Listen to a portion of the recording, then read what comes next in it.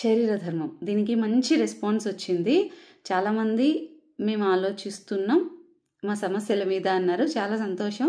అయితే ఒక టాపిక్ అనేది ఇప్పుడు నేను అనుకోలేదు, బట్ నేను ఇంక్లూడ్ చేస్తున్నాను దీంట్లో. అంటే ఎక్కువ మనకు వచ్చే సమస్యల ఆధారంగా ఆలోచన. ఇది నేను ఇంతకు ముందు కూడా చెప్పాను. మనలోనే దైవత్వం ఉంటుంది, రాక్షస గుణం ఉంటుంది. రెండు రకాల నుంచి వినిపిస్తుంటాయి. నువ్వు ఇదే చెయ్యి, లేదు రేపు చేద్దు, లేదు నువ్వు ఇలా ఉంటేనే బాగుంటుంది, ఈరోజు ఏం కాదులే, ఇట్లా రెండు ఉంటాయి. నువ్వు ఏదైతే పిక్ చేసుకుంటావో, ఎవరి మాట వింటావో, దైవత్వం వింటావా, రాక్షసత్వంది వింటావా, ఎట్లా అనేది తమో రజోగుణాలు ఇట్లా ఒక ఉంటాయి అన్నమాట, త్రిగుణాస్ అని. సో నువ్వు దేన్ని ఎక్కువ మాట వినే కొద్దీ నీలో ఆ గుణం అనేది పెరగడం ఇలాంటివి జరుగుతుంటాయి. ఇది నేను ఇంతకుముందు చెప్పాను. అయితే ఉమెన్ ఎంపవర్మెంట్ కింద, ఉమెన్ ఎంపవర్మెంట్ ఇవన్నీ కూడా చేస్తాను, నేను అంతా సపోర్ట్ చేస్తాను, కానీ నాకు ఈ సమస్యలు ఉన్నాయి అని చెప్తూ కొంతమంది చెప్తుంటారు. నేను చాలా స్ట్రాంగ్, ఇప్పటికీ చాలా స్ట్రాంగ్, కానీ నేను దీనికి భయపడుతున్నాను, దీనికి బాధపడుతున్నాను, దానివల్ల నేను ఇలా అయిపోతున్నానని. సో ఈ టాపిక్ అనేది చాలా అవసరం. ఎందుకంటే చాలామంది అసలు ఉమెన్ ఎంపవర్మెంట్ ఆర్ఎల్స్ ఏంటి, మన అసలు రూట్స్ ఏంటి అనేది మర్చిపోయి ఒక ఫాల్స్ దాంట్లో ఉండిపోతున్నాం. అందులో ఒక కారణం సోషల్ మీడియా కూడా. చుట్టుపక్కల వాళ్ళ మాటలు అయిండొచ్చు, సోషల్ మీడియా అయిండొచ్చు. ఫర్ ఎగ్జాంపుల్ మీకు ఒక చిన్న ఎగ్జాంపుల్ చెప్తాను. మీరు నన్ను చూడడం, ఒక డాక్టర్ అయ్యింది, ఎలా ఉంటున్నారు, ఎలా డాన్సులు వేస్తున్నారు, ఎట్లా మాట్లాడుతున్నారు, ఎంత బాగున్నారు, ఇలా అని ఒక పాజిటివ్ వేలో అంటే నెగిటివ్ వేలో మీరు డాక్టర్ కదా ఇదంతా చేయాలా, ఇది ఒక దాంట్లో ఉంటారు. సో బేసిక్గా నేను కూడా ఒకటి ఏం చూపిద్దాం అనుకున్నానంటే, ఇప్పుడు నేను ఒక డాక్టర్ అనేది వృత్తి, మనందరికీ ఏదో ఒక వృత్తి ఉంటుంది, అవునా? అంటే ఒకరు ఇంజనీర్ ఉంటారు, ఒక లాయర్ ఉంటారు, వాట్ ఎవర్, ఇట్లా ఏదో ఒకటి ఉంటారు, ఒక్కొక్క టీచర్ అన్నీ చేస్తూ ఉంటారు. సోషల్ మీడియాలో ఇదంటే మనం ఇట్లుండాలి, ఇంతే స్ట్రాంగ్గా ఉండాలి, అవతల వాళ్ళ ముందు కూడా మనం ఇలాగే మాట్లాడాలి, ఇంతే దాంట్లో ఉండాలని మనమే చెప్పేసుకునేసి ఈ సర్కిల్లో మన చట్రంలో ఇరుక్కబోయి, మనం మనిషి, ఫస్ట్ ఆఫ్ ఆల్ మనం హ్యూమన్ బీయింగ్, మనకు కూడా ఎమోషన్స్ ఉంటాయి, మనం దాంతో కూడా ఫైట్ చేయాలి, మనం అన్ని బ్యాలెన్స్డ్ లైఫ్ అనేది ఎంజాయ్ చేయాలనేది మర్చిపోతున్నాం. సో ఇక్కడ ఉమెన్ ఎంపవర్మెంట్ అంటే నువ్వు ఇంకొకరికి జాబ్ ఇచ్చేయడమో, లేకుంటే మంచిగా ఎర్న్ చేసేసుకొని ఉండిపోవడం, ఇదంతా కాదు. ఫస్ట్ ఆఫ్ ఆల్ మీరు ఉమెన్ ఎంపవర్మెంట్ అంటేనే దాని అర్థం ముందు మీ ఆరోగ్యం మీరు కాపాడుకోవడం, మిమ్మల్ని మీరు కేర్ తీసుకోవడం, ఆ తర్వాత మీరు బయట కార్యక్రమాలు ఎన్ని చేసుకుంటారో చేసుకోండి.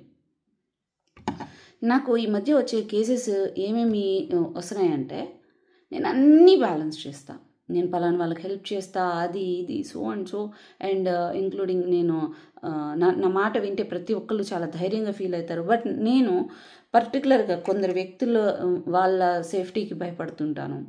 ఆర్ఎల్స్ నేను ఒక 40+లో ముఖ్యంగా చెప్పాలంటే 40 తర్వాత డివోర్స్ అయిపోవడమో, లేదంటే భర్త చనిపోయి ఉండడమో, లేకుంటే ఎవరి సపోర్ట్ లేకుండా ఆవిడ ఒకటే పిల్లలతోటి ఉండడమో, అలా ఉండేటప్పుడు పిల్లలు ఇలాంటి వాళ్ళ పిల్లలు ఎలా ఉంటారంటే చాలా మెచ్యూర్డ్ ఉంటారు, తల్లినే కేర్ తీసుకునే సిచ్యువేషన్ ఉంటారు. వాళ్ళు చిన్నప్పటి నుంచి ఆ డ్రామా చూసి తల్లినే బిడ్డలాగా చూసుకునే వాళ్ళు ఉంటారు.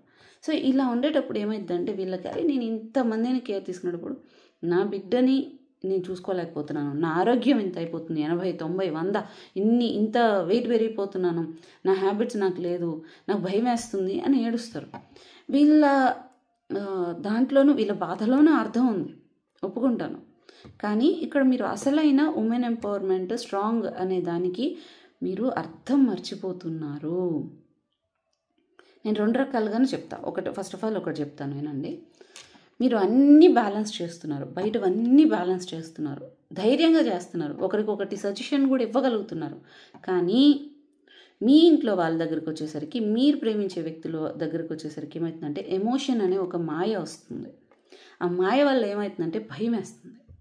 భయం, బాధ, అతి ప్రేమ, నేను చెప్పాను ఎమోషన్స్ ఏదైతే ఎక్కువ అనేది కనుక ఒక మనిషికి ఉంటుందో నిజాన్ని కనబడనీయదు, భయంలో పెట్టేస్తుంది ఇంకా. సో ఇలా ఉండేటప్పుడు మీకు అసలు అర్థం కాదు, అన్నింటికీ ఓవర్ థింకింగ్, అన్నింటికి నేను ఒక్కదాన్నండి, నేనే చేసుకోవాలి, అందుకే నేను ఇంత భయపడతాను, బాధపడతాను అంటే మీకు అక్కడ ప్రేమ, భయం అనే ఎమోషన్ చాలా ఎక్కువ ఉంది.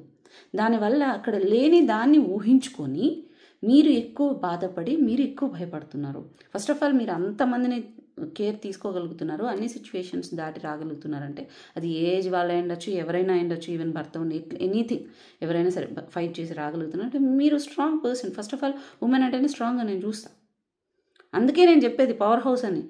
మీరు నాశనం అదే మనం కూడా మనం నాశనం చేయగలుగుతాం, చక్కగా అన్నీ ఉంచగలుగుతాం. రెండు మన చేతిలో ఉండే కెపాసిటీ ఉంది. అందుకే పవర్ హౌస్ అంటాను. జాగ్రత్తగా ఉండాలి ఆడవాళ్ళతోటి ముఖ్యంగా అని నేను చెప్పేది దానికి. సో మీరు అన్నీ చేయగలుగుతున్నారు. ఇక్కడ ఒక్కటి ఎందుకు ఫెయిల్ అవుతున్నారు అంటే మీ ఆరోగ్యం ఎలా ఉంది అనేది మీకు తెలుసు. మీరు ఏం చేస్తున్నారు మీ విషయంలో అనేది మీకు తెలుసు. మీ మీద ఎవరు డిపెండ్ అయినారని మీకు తెలుసు. మీరు ఎలా ఉండకూడదు అనే విషయం కూడా మీకు తెలుసు. ఆ గిల్ట్లో, ఆ భయంలో, ఆ ఎమోషన్ అనేది ఒకటి అడ్డం వచ్చి మీరు అక్కడ చేయగలుగుతారు అనే విషయాన్ని మర్చిపోయి భయపడుతున్నారు. ఎప్పుడైతే ఒక ఎమోషన్ ఉంటుందో, ఆ మాయ అనేది ఉంటుందో, మిమ్మల్ని మీరు స్ట్రాంగ్ అనే విషయం మర్చిపోయేటట్లు చేస్తుంది. నేను అన్నీ చేస్తాను, అందరూ నా మాట వింటారు, నేను ఒక్కదానికి వచ్చేసరికి అంటే ఎమోషన్ ఎక్కువ ఉంది. బ్యాలెన్స్ చేయండి. ఫస్ట్ ఆఫ్ ఆల్ ఎప్పుడైనా భయం వేసినప్పుడు ఒకసారి ఆలోచించుకోండి, ఇది నిజంగానే మనం ఆలోచించదగ్గ విషయమా, నిజంగానే భయపడదగ్గ విషయమా? టైం అన్నింటికంటే అసలు టైంకి అసలు వర్త్ ఇంత అని వెలగట్లేమండి. అసలు నిజం అది. నువ్వు టైం ఇన్వెస్ట్మెంట్ దేంట్లో పెడితే అదే నీ జీవితం. ఇంత టైం నేను దీనికి పెట్టదగనా, అవుతుందా? ఏడవండి, కూర్చోండి, బాధపడండి, అన్నీ చేయండి. తర్వాత దాన్ని ఆ బాధను పక్కన పెట్టి ఇప్పుడు రియాలిటీలోకి వచ్చి ఇది నేను ఆలోచించదగ్గ విషయమా, ఓకే, నేను దీనికి సొల్యూషన్ ఎంతవరకు తీసుకురాగలను, నా వల్ల ఎంత అవుతుంది, నేను దీనికి ఎంత కష్టం ఫస్ట్ ఆఫ్ ఆల్ నేను చేయగలను, నేను చేయడానికి రెడీగా ఉన్నాను లేదా, నాకు ఎవరైనా సపోర్ట్ నీడ్ ఉంటుందా? మ్యాక్సిమం ఎవరు సపోర్ట్ అవసరం ఉండదు. ముందు నీ కష్టం అనేది నువ్వు డిపెండ్ అయ్యి తర్వాత పక్కన వాళ్ళ మీద ఉండాలి. బట్ ఇక్కడ భయం, ఇట్లాంటి ఎమోషన్స్, ప్రేమ ఎక్కువ ఉండేటప్పుడు ఫస్ట్ ఆఫ్ ఆల్ ఎవరో ఒకరు సపోర్ట్ ఉంటే బాగున్నాను అని ఫస్ట్ వచ్చేస్తుంది. నిన్ను నువ్వు ఫస్ట్ ఆఫ్ ఆల్ దీన్ని ఫైట్ చేయడానికి రెడీగా ఉన్నావా?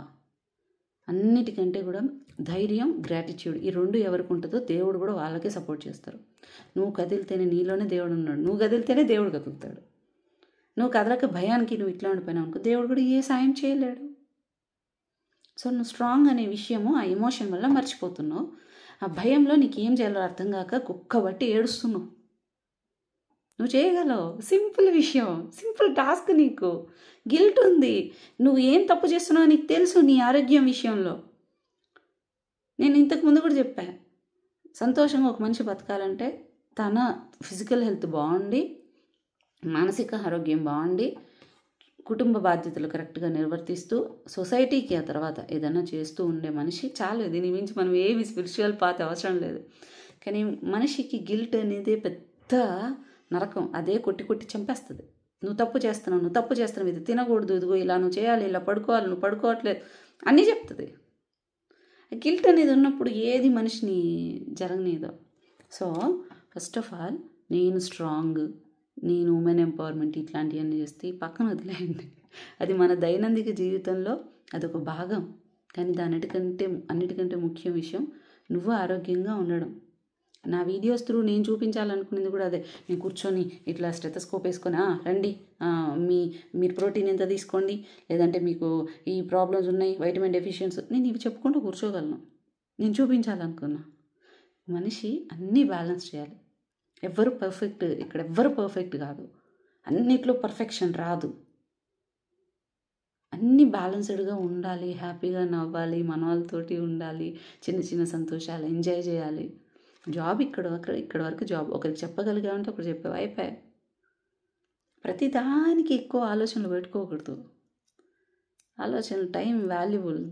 దేని వరకు ఎంతవరకు ఆలోచించాలో ఒక విషయాన్ని అంతవరకే ఆలోచించాలి.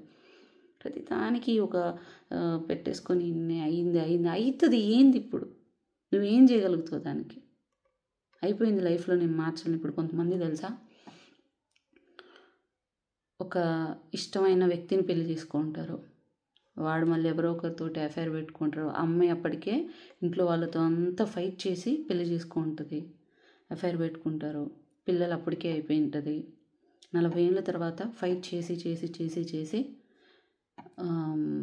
డివోర్స్ తీసుకొని బిడ్డలు తీసుకొని వచ్చుంటారు. ఎక్కడొకటి జాబ్ చేసుకుంటూ తనని పోషించుకొని అన్నీ చేసుకుంటూ ఉంటారు. నేను కూడా చేయలేని ఈ విషయం. మీరు ఇవన్నీ చేస్తున్నారు. ఎంత స్ట్రాంగ్ మీరు?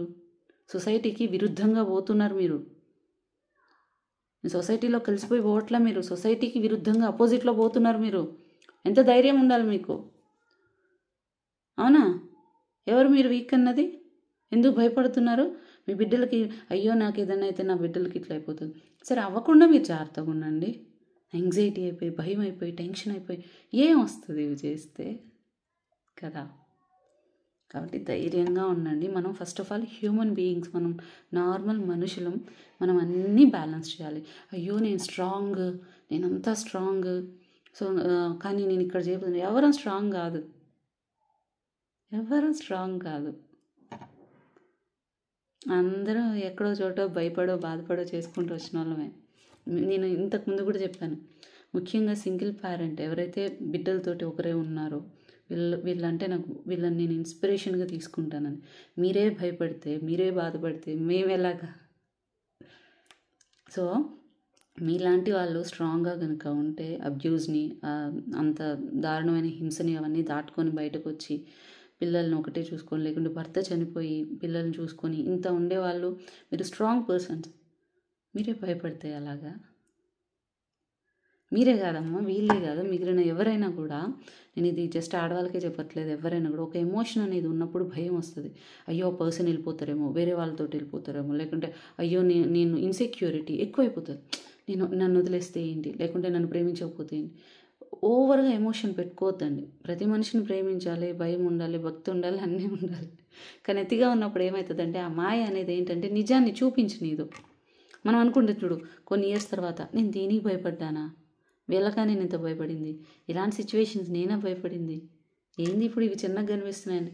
టైం అయ్యే కొద్దీ ఆ తర్వాత మీరు ఫేస్ చేసిన తర్వాత అవి చాలా చిన్నగా అనిపిస్తాయి. తర్వాత అప్పుడు ఎందుకు చిన్నగా అనిపించింది, పెద్దగా అనిపించింది, ఇప్పుడు ఎందుకు చిన్నగా అనిపిస్తుంది? ఎమోషన్, ఒక రకమైన భయంలో ఉన్నాం, ఇన్సెక్యూరిటీలో ఉన్నాం, అతి ప్రేమలో ఉన్నాం. ఆ ఎమోషన్ కప్పేసింది మాయ, మనకు తెలియలేదు. సేమ్ ఒక పర్సన్, ఆ పర్సన్ లేకపోతే చచ్చిపోతానో అనుకునే వాళ్ళు కూడా ఒక టైం వచ్చిన తర్వాత అదేంటి నేను ఎందుకు ఇట్లా బిహేవ్ చేసినాను చిన్నపిల్లల్లాగా అనుకుంటాం. ఎందుకు అంటే ఆ టైంలో ఉన్న మాయ. సో మీకు కూడా మీ వాళ్ళ మీద ఉన్న ప్రేమ రియాలిటీని చూపించట్లేదు, మిమ్మల్ని తక్కువ చేసి చూపిస్తుంది, భయపడేలా చేస్తుంది. ఇంకా ఎప్పుడైనా మీకు అలాంటి సిచ్యువేషన్ వచ్చినప్పుడు ఎవరికైనా ఆగండి, ఆలోచించండి. నిజంగానే దీనికి ఆలోచించాల్సిన విషయం అని 1-2 స్టెప్స్ తీసుకున్న తర్వాత మాత్రమే నెక్స్ట్ వెళ్ళండి. భయపడితే ఏది రాదు, దేవుడు కూడా రాడు. భయపడే వాళ్ళ దగ్గరికి దేవుడు కూడా రాడు. మనం అనుకుంటాం ఎట్లా ఉండాలి తెలుసు అసలు ఏదైనా కూడా. ఒకటి అంటారు, దేవుని దగ్గరికి పోయినప్పుడు అడిగేది మొత్తం నువ్వే, నేను చేయించేదంతా, నాతో చేయించేదంతా నువ్వే అన్నట్లు పోయి మొక్కాలంట. వర్క్ చేసేటప్పుడు మాత్రం నేను చేస్తే మాత్రం అవుతుంది, 100% నా చేతుల్లోనే ఉంది, ఇది నేను చేస్తేనే అవుతుంది అన్నట్లు కష్టపడాలంట. సో చాలామంది నాకు ఏం జరిగిన దేవుడే అండి, దేవుడు ఎట్లా చెప్తాను, దేవుడు ఎక్కడి నుంచి ఏం చేయడమా, నీలో ఉన్నాడు దేవుడు. నువ్వు కదులు, ఆయన కదులుతాడు, నువ్వు కూర్చో, ఆయన కూర్చుంటాడు. నువ్వు కష్టపడే కొద్దీ సిచ్యువేషన్స్ని నీకు అనుకూలం చేస్తాడు. నువ్వు ఒక పాజిటివ్ థింకింగ్లో ఉన్నంతకాలం నీకు దేవుడు ఒక అనుకూలం చేసుకుంటూ వెళ్తాడు. నువ్వే భయపడతా ఉన్నావు అనుకో, ఏది రాదు. భయపడకుండా ఉంటావా? ఆలోచన గుర్తుపెట్టుకుని, టైం ఇన్వెస్ట్మెంట్, మళ్ళీ చెప్తున్నా, దేనికి ఆలోచించాలి, దేనికి ఆలోచించకూడదు గుర్తుపెట్టుకో.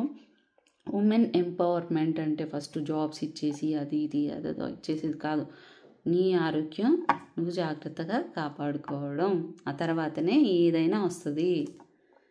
నేను చాలామందిని చూస్తాను, ఉమెన్ సపోర్టర్స్ వాళ్ళందరూ కూడా మంచి ఓవర్ వెయిట్ ఉండేటప్పుడు కూడా నాకు బాధ అనిపిస్తుంది. ఎందుకంటే అరే ఇలాంటి వాళ్ళు బాగుంటే, హెల్తీగా ఉంటే ఇంకొంతమందిని కేర్ తీసుకోగలుగుతారు కదా. అయ్యో అంటే మంచిగా లీన్గా మంచి లుక్ తోటి ఇట్లా బాగానే ఉంటారు చాలామంది. అందరికీ అందమైన మనసు ఉండదు. కానీ అందమైన మనసు ఉన్నప్పుడు నాకు అది ఎట్లా అనిపిస్తుంది అంటే, ఈ లోకల్లో అది వాల్యుబుల్ థింగ్ లాగా కనిపిస్తారు వాళ్ళు. అయ్యో వీళ్ళు కనుక ఇంకొంచెం ఆరోగ్యంగా ఉంటే ఇంకాస్త బాగా చూసుకోగలుగుతారు కదా 10 మందిని, ఎందుకు వీళ్ళు ఇలా వదిలేస్తున్నారు అంటే నాకు ఎలా అనిపిస్తుంది అంటే, ఆ శరీరం, ఆ బ్రెయిన్ ఏదో కోట్ల విలువైన ఆస్తిలాగా కనిపిస్తుంది.